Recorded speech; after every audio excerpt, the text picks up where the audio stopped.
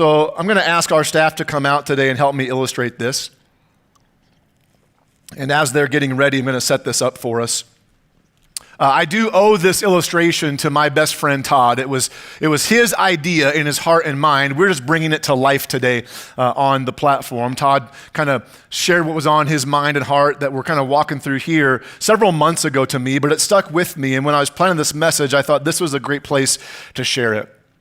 Life is full of things that seek to pull us off of our center.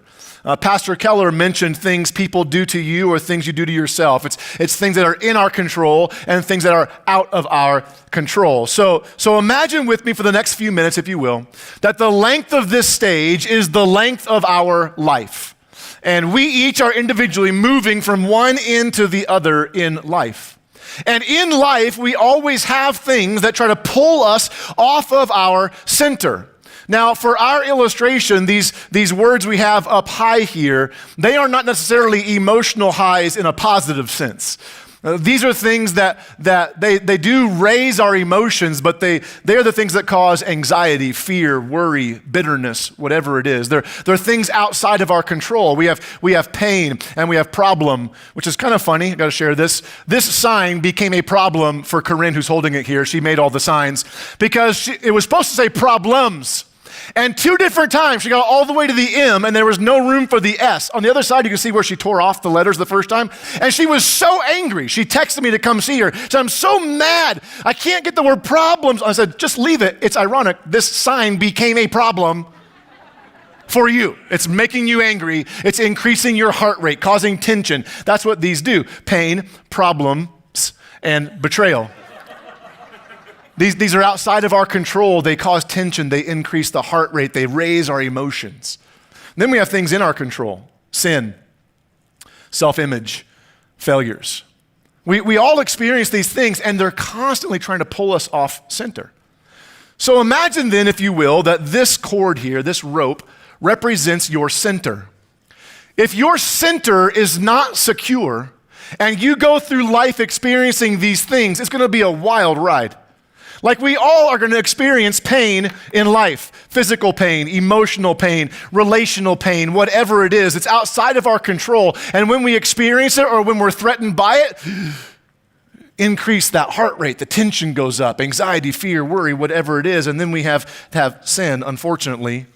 We choose to sin. Sometimes we choose to sin again and again and again. We feel worthless and shameful and condemned. We did it ourselves, but we start beating ourselves up about it. And then we have problems. Physical problems, financial problems, worldwide pandemics, heard of that?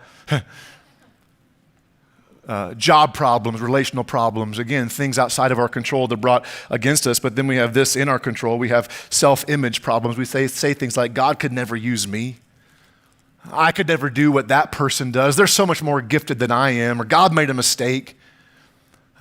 Or even the common things that we struggle with just with our physical appearance. I'm fat, I'm ugly, whatever it is. We have these self-image things that we deal with that pull us down. And then this one might be the hardest one to deal with. It's betrayal. It's people that we trust and love that broke that trust, hurt us, betrayed us, whatever it is, and we experience that, and we're like, is it my fault? Did I do something wrong? Are they going to do it again? That emotion goes up. And then we have failures. We attempt something new. We try something new. We step out in faith, take a risk, and we don't do it the right way. We fail, and now we're just beating ourselves up again. I'm worthless. I'm useless. I'm no good. Like if your center is not secure, that's what your life looks like. Riding the wave of every emotion, up and down, up and down, up and down. Even if we replace these signs up here with positive words like provision, pleasure, if they're positive things and our center is not secure, we're just riding the wave, man. Up and down, up and down. So Todd told me that's why we need a center line. And our center line is Jesus. So guys, help me out with the center line. Please don't pull it up while I straddle it. That would be a problem. So we have this here, going to represent our center line. You can go ahead. And let me just say this, even if Jesus is your center line, even if he's at the center of your heart, it doesn't stop these things from happening, does it? Just anybody who tells you that when you put your faith in Jesus, you'll no longer experience these things, they're lying. In fact, sometimes we experience more of this. So just because your faith is in Jesus doesn't mean you won't experience pain or problems or betrayal or sin or self-image or failure struggles. Like those still happen. But Todd then told me, he said, but I'm gonna use this carabiner for us now. If I'm locked on to Jesus, when I'm locked on to Jesus as my center, when my center is secure, and I go through life, I'm still gonna experience all those things, but the pull is not quite as strong. I'm not riding that up and down, up and down, up and down wave. I still will have hurt and pain and problems and loss and all those things, but I'm not so swayed by it. In fact, it got me thinking that if this carabiner was us clinging to Jesus, that when we go through life with Jesus as our center, it'll look more like this. You might still have some ups and downs, right? But you're not doing that sweeping, this.